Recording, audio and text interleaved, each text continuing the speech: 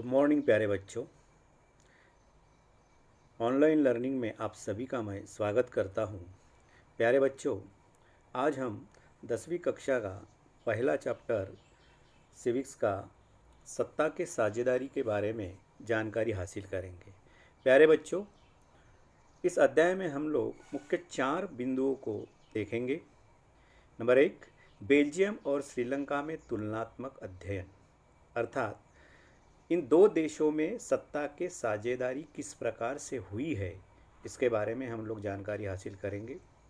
साथ ही सत्ता की साझेदारी क्यों जरूरी है, इन बिंदुओं पर भी हम विचार करेंगे।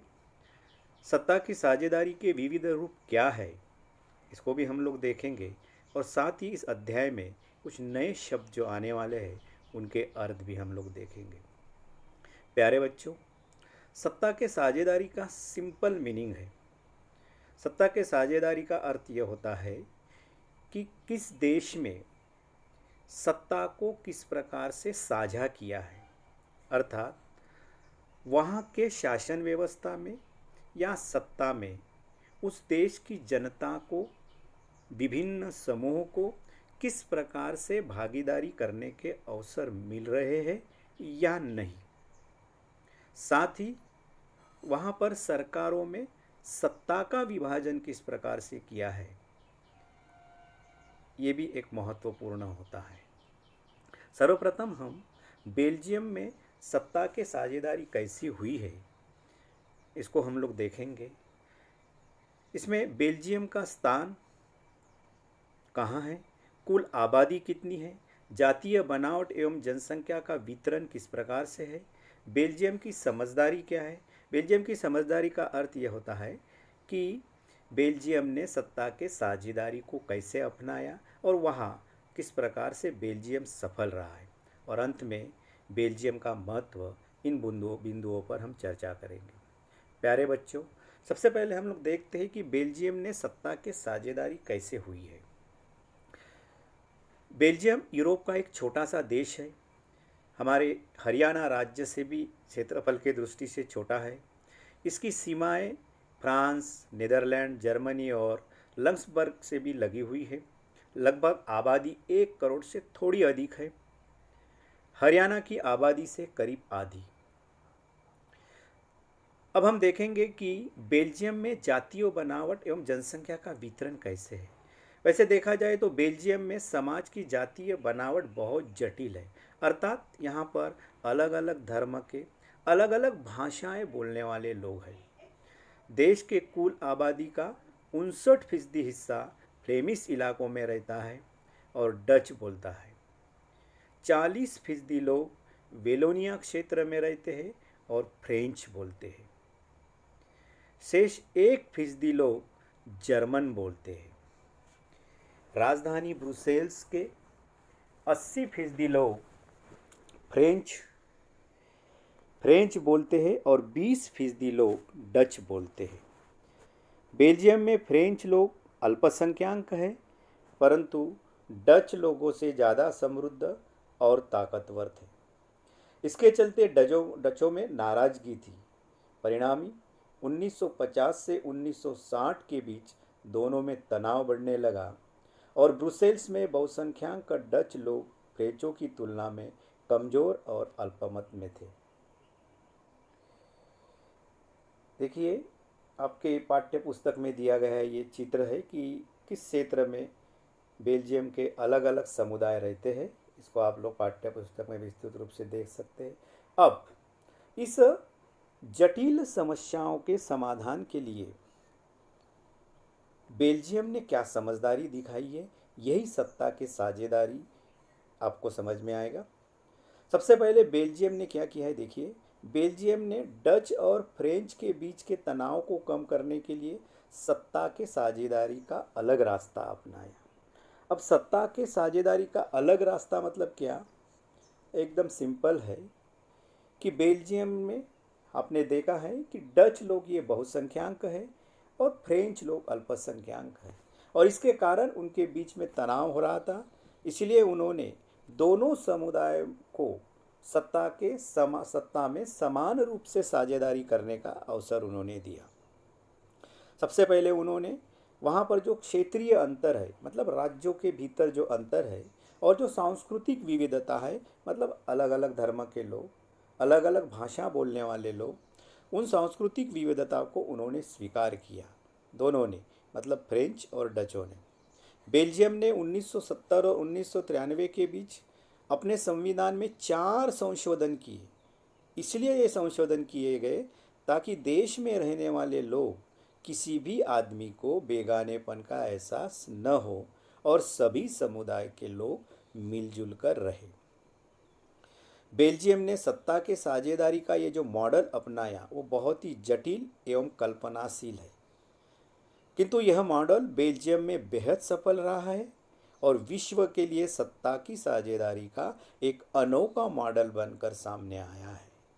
तो बेल्जियम ने ये जो अनोखा मॉडल अपनाया है, इसकी क्या विशेषता है, अर्थात उन्होंने अपने देश में सत्ता के साझेदारी को किस प्रकार से अपनाया है। तो आइए देखेंगे हम अब बेल्जियम मॉडल की विशेषताएं, और यही है सत्ता के साझेदारी जो बेल्जियम द्वारा अपनाई गई। सबसे पहले उन्होंने क्या किया कि संविधान में इस बात का स्पष्ट प्रावधान किया कि केंद्रीय सरकार में डच और फ्रेंच भाषी मंत्रियों की संख्या समान होगी। कुछ कानून तभी बन सकते हैं जब ये दोनों समुदाय उसके पक्ष में बहुमत दे। कोई भी समुदाय एक तरफा फैसला नहीं कर सकते। तो देखिए प्यारे बच्चों, इसमें जो सेंट्रल गवर्नमेंट है, उस सेंट्रल गवर्नमेंट में डच और फ्रेंच भाषी दोनों के मंत्रियों की संख्या समान रहेगी, और कोई भी अगर उन्हें कानून बनाना है तो दोनों पक्ष के सांसदों का बहुमत मिलना आवश्यक है। कोई भी एक पक्ष एक तरफा फैसला नहीं कर सकता है। दूसरी इसकी विशेषता देखिए, केंद्र सरकार की अनेक शक्तियां को 2 इलाकों की क्षेत्रीय सरकार को सुपुर्द कर दी गई है, अर्थात कि केंद्र सरकार के अलावा बेल्जियम में 2 राज्य सरकारें भी हैं। उन 2 राज्य सरकारों को सारे क्षेत्रीय अधिकार प्रदान किए गए हैं और राज्य सरकारें को केंद्र सरकार के अधीन नहीं रखा गया है, अर्थात वहाँ की राज्य सरकारों को, क्षेत्रीय सरकारों को स्वतंत्र अधिकार प्रदान किए गए हैं। तीसरी मुख्य इसकी विशेषता है, राजधानी ब्रुसेल्स में उन्होंने क्या किया है कि अलग तरह के सरकार का गठन किया है। इसमें दोनों समुदाय के समान प्रतिनिधित्व है। फ्रेंच भाषियों ने ब्रुसेल्स में और डच भाषियों ने केंद्रीय सरकार में समान प्रतिनिधित्व का स्वीकार किया है। प्यारे बच्चों, इसका अर्थ यह है कि केंद्र सरकार जहाँ पर डच लोग बहुसंख्यांक है, तो वहाँ पर उन्होंने फ्रेंच लोगों को अपने बराबर यानी समान मंत्रियों की संख्या उन्हें देकर, अपनाकर उन्होंने उनके फ्रेंच भाषाओं का सत्ता के साझेदारी को उन्होंने अपनाया है। तो दूसरी तरफ ब्रुसेल्स में फ्रेंच भाषी लोगों ने डच भाषियों को भी सम्मिलित कर दिया गया और इस प्रकार से वहाँ पर समान प्रतिनिधित्व को उन्होंने स्वीकार किया। चौथा और सबसे महत्वपूर्ण है, यहाँ पर केंद्र और राज्य सरकार के अलावा भी तीसरे स्तर की सरकार काम करती है, जिन्हें वहाँ पर सामुदायिक सरकार कहते हैं। इसका चुनाव डच लोग, फ्रेंच लोग और जर्मन भाषा बोलने वाले लोग करते हैं, चाहे वो जहाँ भी रहते हो। इस प्रकार की संस्कृति, शिक्षा और भाषा जैसे मसलों पर फैसले लेने का ये अधिकार करते हैं। तो प्यारे बच्चों, देखिए वहाँ पर बेल्जियम मॉडल की 3 प्रमुख विशेषताएं हैं। एक, केंद्र सरकार जहाँ पर डच और फ्रेंच भाषियों के मंत्रियों की संख्या समान रहेगी। दूसरा, राज्य सरकारों को उनकी शक्तियाँ स्वतंत्र रूप से प्रदान की गई है, यानी कि वो केंद्र सरकार के अधीन नहीं रहेंगे। तीसरा, राजधानी ब्रुसेल्स में फ्रेंच भाषियों ने डच भाषियों को समान प्रतिनिधित्व दिया है। और चौथा कि यहाँ पर केंद्र सरकार और राज्य सरकार के अलावा भी एक सामुदायिक सरकार का गठन किया गया है, जिसमें बेल्जियम में रहने वाले डच, फ्रेंच और जर्मन भाषा बोलने वाले लोगों के प्रतिनिधि वहाँ पर चुन के आते हैं, चाहे वो देश के किसी भी भाग में रहते होंगे। और इन्हें, इस सामुदायिक सरकार को, संस्कृति, शिक्षा और भाषा जैसे मसलों पर फैसले लेने का अधिकार है। तो ये रहा है बेल्जियम का मॉडल। अब बेल्जियम ने ये जो सत्ता के साझेदारी को स्वीकृत किया है, अपनाया है, इसका इम्पोर्टेंस देखिए, क्या है इसका महत्व है। सबसे पहले तो बेल्जियम ने ये जो सत्ता के साझेदारी का ये जो व्यवस्था अपनाई है, ये बेहद सफल रही है। इसी व्यवस्था के कारण बेल्जियम ने समुदायों के बीच में जो तनाव जो था उसको खत्म किया, और देश में जो गृह युद्ध की एक आशंकाएं बनी हुई थी उस पर उन्होंने विराम लगा दिया, और शांतिपूर्ण वहाँ पर शासन चलता है। इसी महत्व के कारण जब यूरोपीय देशों ने यूरोपीय संघ बनाने का निर्णय लिया, तो इसके लिए ब्रुसेल्स को यूरोपीय संघ का मुख्यालय चुना गया, क्योंकि यहाँ पर शांतिपूर्ण स्थिति थी। अंत में बेल्जियम ने सभी समुदायों को सत्ता में भागीदारी के समान अवसर दिए। साथ ही उन्होंने केंद्र व राज्यों में शक्तियों का बंटवारा किया, और साथ ही उन्होंने सभी समुदाय और क्षेत्रों की भावनाओं को आदर करके देश में एकता स्थापित करने का एक सफल प्रयास किया है। यही है प्यारे बच्चों सत्ता के साझेदारी। अर्थात बेल्जियम ने सभी समुदायों को सत्ता में सहभागी होने का अवसर प्रदान किया, साथ ही उन्होंने केंद्र व राज्य को अलग अलग शक्तियां प्रदान की। और तीसरा इम्पोर्टेंट पॉइंट, बेल्जियम में रहने वाले, चाहे वो फ्रेंच हो, चाहे वो डच हो, चाहे वो जर्मन लोग हो, उन सभी समुदायों की भावनाओं का, उनकी संस्कृतियों का आदर करके सत्ता में उन्हें भागीदारी करने के समान अवसर दिए। इसीलिए बेल्जियम का ये मॉडल विश्व में प्रसिद्ध है। प्यारे बच्चों, अब हमने बेल्जियम में सत्ता की साझेदारी को किस प्रकार से अपनाया इसको देखा। अब हम चलते हैं श्रीलंका ने इसको किस प्रकार से अपनाया है, इसको देखते हैं। श्रीलंका में सत्ता की साझेदारी कैसे हुई। इसमें हम लोग सबसे पहले श्रीलंका का स्थान, उसकी कुल आबादी, वहाँ की जातीय बनावट व जनसंख्या का वितरण कैसे है, श्रीलंका में बहुसंख्यांकवाद को कैसे उन्होंने अपनाया है, और इसके चलते वहाँ पर किस प्रकार से सिविल वॉर अर्थात गृह युद्ध की शुरुआत हुई है, उसको हम लोग देखेंगे। तो ये मानचित्र है पाठ्य पुस्तक में, इसको आप लोग देख सकते हैं। श्रीलंका का स्थान, श्रीलंका एक एशिया का द्वीपीय देश है जो तमिलनाडु के दक्षिण तट से कुछ ही किलोमीटर की दूरी पर है। लगभग 2 करोड़ आबादी है, हरियाणा राज्य के बराबर इसकी आबादी है। श्रीलंका में विभिन्न जातीय समुदाय के लोग रहते हैं। यहाँ पर रहने वाले सबसे प्रमुख लोग जो श्रीलंकन लोग, जिसको हम लोग सिंहली समुदाय कहते हैं, 74% है, जो बौद्ध धर्म के अधिकतर लोग हैं। श्रीलंका में दूसरे जो लोग हैं वो तमिल लोग, इनको वहाँ पर तमिल 2 प्रकार के लोग हैं। एक श्रीलंकाई तमिल जो 13% लोग हैं, इसमें कुछ हिंदू तथा कुछ मुसलमान हैं, और कुछ भारतीय लोग वहाँ गए थे जब ब्रिटिश शासन कालखंड में वहाँ पर लोग बागानों में काम करने के लिए गए थे और वहीं पर रहने लगे। ऐसे भारतीय तमिल के 5% लोग वहाँ पर भारतीय तमिल वंश के पाए जाते हैं। कुल मिला के तमिल वंश के 18% लोग हैं। साथ ही ईसाई 7% लोग हैं जो सिंहली और तमिल भाषा बोलते हैं। श्रीलंका में बहुसंख्यांकवाद। अब हम देखेंगे कि श्रीलंका ने किस प्रकार से सत्ता के साझेदारी को अपनाया। वैसे आप लोग जानते हैं कि सन 1948 में श्रीलंका एक स्वतंत्र राष्ट्र बना, और स्वतंत्र राष्ट्र बनने के बाद में उन्होंने सत्ता के साझेदारी को किस प्रकार से अपनाया, ये देखिए। वैसे सिंहली समुदायों के नेताओं ने अपनी बहुसंख्या के बल पर, 74% सिंहली समुदाय लोग हैं, अर्थात वो वहाँ की बहुसंख्यक समुदाय माना जाता है, और इस बहुसंख्या के आधार पर उन्होंने अपना शासन पर प्रभुत्व जमाने के लिए लोकतांत्रिक रूप से निर्वाचित सरकार ने सिंहली समुदाय की प्रभुता कायम करने मतलब अपना वर्चस्व स्थापित करने के लिए कई सारे कदम उठाए। वो कौन से कदम उठाए देखिए, श्रीलंका सरकार द्वारा अपना प्रभुत्व यानी कि सिंहली समुदाय का सत्ता पर प्रभुत्व कायम रहे, उनके नियंत्रण में सत्ता रहे, इसलिए उन्होंने कई सारे कदम उठाए।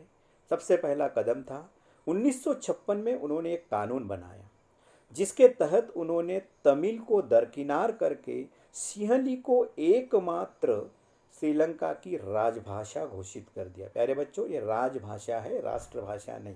राजभाषाएं अधिक हो सकती है। तो 1956 में उन्होंने कानून बनाकर तमिल को दरकिनार किया और वहाँ पर सिंहली भाषा को एकमात्र श्रीलंका की राजभाषा घोषित कर दिया गया। दूसरा उन्होंने जो कदम उठाया वो विश्वविद्यालय और सरकारी नौकरियों में सिंहलियों को प्राथमिकता देने की नीति अपनाई गई। यानी कि जो भी यूनिवर्सिटीज़ थी और जो भी गवर्नमेंट एम्प्लॉय थे, गवर्नमेंट नौकरियां थी, वहाँ पर केवल सिंहली लोगों को ही प्राथमिकता दी जाएगी, वरीयता दी जाएगी, इसकी उन्होंने नीति अपनाई। साथ ही तीसरा उन्होंने जो प्रावधान उठाया कि संविधान में उन्होंने ये भी प्रावधान किया कि सरकार बौद्ध मत को संरक्षण एवं बढ़ावा देगी। इस प्रकार से श्रीलंकन सरकार द्वारा उठाए गए कदमों के कारण तमिल समुदाय और सिंहली समुदाय के बीच में टकराव, संघर्ष और तनाव की स्थिति निर्माण हुई और इसी का परिणाम श्रीलंका में गृह युद्ध की शुरुआत हुई। प्यारे बच्चों, गृह युद्ध जिसे हम लोग सिविल वार कहते हैं, इसका सिंपल मीनिंग है कि किसी देश की सरकार विरोधी समूहों की हिंसक लड़ाई ऐसा रूप ले ले कि वह युद्ध सा लगे। मतलब किसी देश की सरकार के विरोध में कोई समूह कोई हिंसक कार्य करता है और वो एक प्रकार से युद्ध का जैसे लगता है तो हम लोग उसे गृह युद्ध कहते हैं।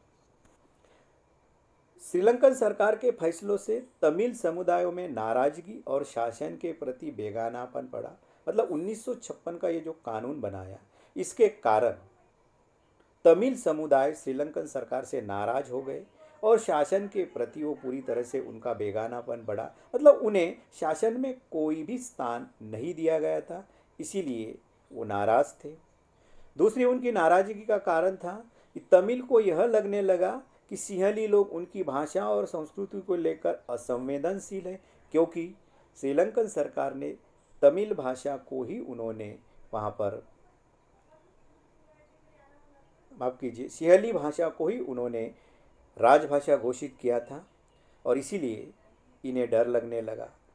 तीसरा डर इनका ये था कि उन्हें लगा कि संविधान और शासन की नीतियाँ उन्हें समान राजनीतिक अधिकारों से वंचित कर रही है, क्योंकि नौकरियों में और यूनिवर्सिटी में अधिकतर सिंहली लोगों को प्राथमिकता दी गई थी, इसीलिए इन्हें भी इसके कारण भी ये लोग नाराज़ थे। और चौथा प्रमुख नाराज़गी का कारण था या संघर्ष या तनाव का कारण था नौकरियों और फायदों के अन्य कामों में उनके साथ भेदभाव हो रहे और उनके हितों की अनदेखी की जा रही थी। परिणाम दोनों के बीच में संबंध बिगड़ते चले गए और गृह युद्ध की शुरुआत हुई। श्रीलंका में जब गृह युद्ध हुआ तो देखिए इसके क्या परिणाम निकले। श्रीलंकाई तमिलों ने अपने राजनीतिक पार्टियां बनाई और तमिल को राजभाषा बनाने, क्षेत्रीय स्वायत्तता हासिल करने व शिक्षा व रोजगार के समान अवसरों की मांग को लेकर उन्होंने संघर्ष किया। तो सबसे पहले तमिल जो लोग थे, श्रीलंकाई तमिल, उन्होंने राजनीतिक पार्टियां बनाई और उन्होंने तमिल को राजभाषा बनाने और क्षेत्रीय स्वायत्तता मतलब राज्यों को अलग अधिकार, वो जो वहाँ रहते हैं उन्हें एक राज्य का दर्जा दिया जाए और उन्हें अलग शक्तियाँ प्रदान किया जाए, अलग अधिकार दिया जाए और साथ ही शिक्षा व रोजगार में सिंहली जैसे ही तमिल लोगों को भी समान अवसर प्रदान किया जाए, इसके लिए उन्होंने संघर्ष किया। तमिलों की आबादी वाली इलाकों की स्वायत्तता की उन्होंने लगातार मांग की, हालांकि श्रीलंका सरकार ने उसको लगातार नकार दिया, ये मांग उनकी पूरी नहीं की गई। 1980 के दशक तक उत्तर पूर्वी श्रीलंका में स्वतंत्र तमिल इलम सरकार बनाई गई और सरकार बनाने की मांग को लेकर उन्होंने अनेक राजनीतिक संगठन भी बनाए। श्रीलंका में दो समुदायों के बीच पारस्परिक अविश्वास ने बड़े टकराव का रूप ले लिया और यही टकराव गृह युद्ध में परिणत हुआ, यानी कि सिंहली समुदाय और तमिल समुदायों में ये गृह युद्ध शुरू हुआ। परिणाम स्वरूप दोनों पक्ष के हजारों लोग मारे गए। अनेक परिवार अपने मुल्क से भागकर दूसरे देशों में जाकर शरणार्थी बन गए। और इस प्रकार से एक तरफ जहां हम बात करते हैं कि आर्थिक विकास, शिक्षा और स्वास्थ्य के मामले में श्रीलंका के रिकॉर्ड अन्य एशियाई देशों से अच्छे हैं, यहाँ तक कि भारत से भी। लेकिन इस गृह युद्ध के कारण सामाजिक, सांस्कृतिक, आर्थिक जीवन में उन्हें काफ़ी परेशानियां निर्माण हुई, परेशानियां झेलनी पड़ी।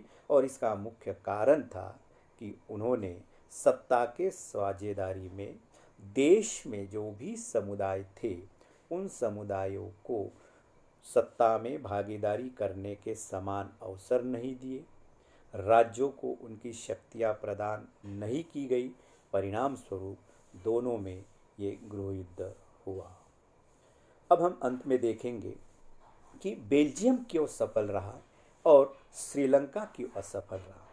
वैसे बेल्जियम ने सभी समुदायों को सत्ता में भागीदारी के समान अवसर दिए तथा शक्तियों का बंटवारा करके सभी समुदायों और क्षेत्रों की भावनाओं का आदर करके देश में एकता स्थापित करने का फैसला किया और इसीलिए वे सफल रहे।